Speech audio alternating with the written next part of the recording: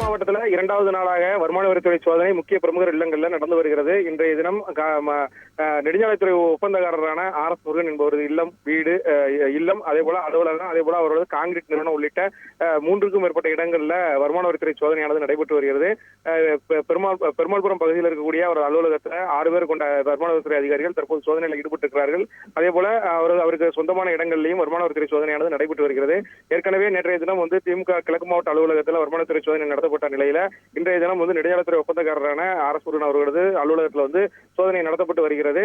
தேர்தலுக்கான பணப்பட்டுவாடா உள்ளிட்ட விவகாரங்களுக்காக பணம் கைமாற்றம் ஆகிறதா என்ற கோணத்தில் இந்த வருமான வரித்துறை சோதனை நடத்தப்படுவதாக அதிகாரிகள் தரப்பில் தெரிவிக்கப்பட்டிருக்கிறது. சோதனை நடைபெறக்கூடிய இடங்களில் போலீசார் பாதுகாப்பு போடப்பட்டுள்ளது.